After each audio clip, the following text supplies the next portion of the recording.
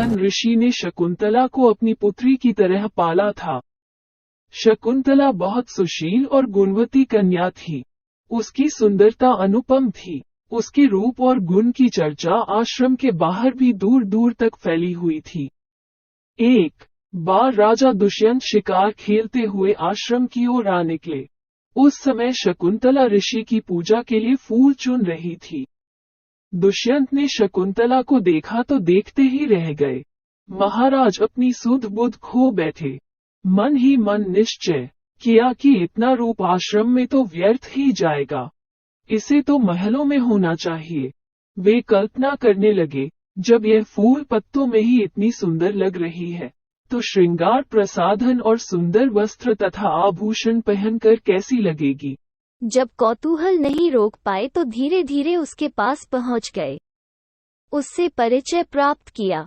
शकुंतला ने सहज भाव से स्वागत किया तथा आश्रम में पधारने का निमंत्रण दिया।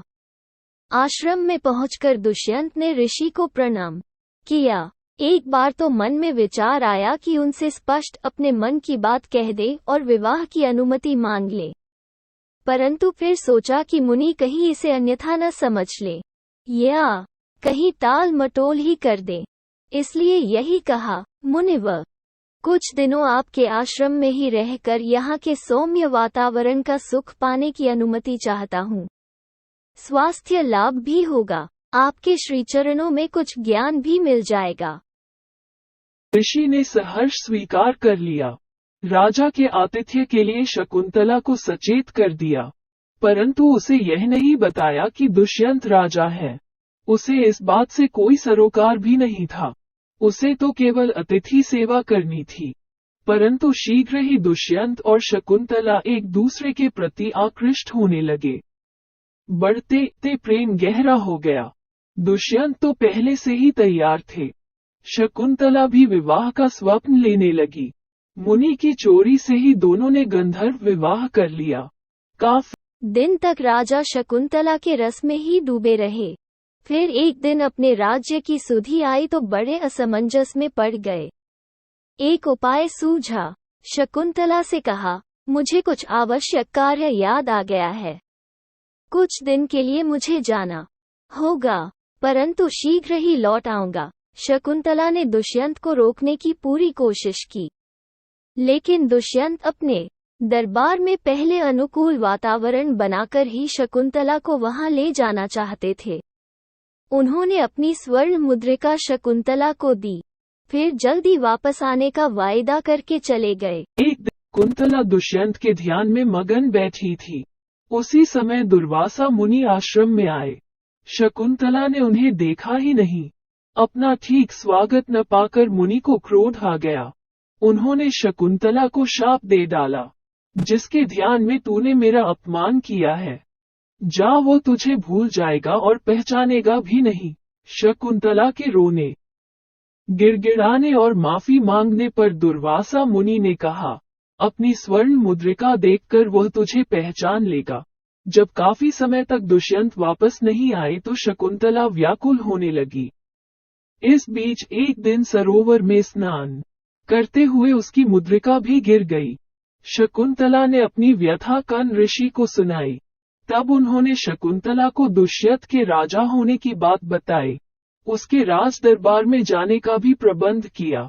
शकुंतला बड़ी आशाएं और कल्पनाएं लेकर वहां पहुंची, लेकिन शापग्रस्त दुष्यंत उसे कैसे पहचानते। उन्होंने शकुंतला को कुटिला आदि कहकर तिरस्कृत किया। शकुंतला निराश होकर वापस चली तो कर्ण ऋषि के आश्रम जाने का भी साहस न कर सकी। उसका मन उसे वहां जाने से रोक रहा था। पहले ऋषि की अनुमति बिना गंधर्व विवाह किया था, अब कौन सा मोह लेकर वापस जाए।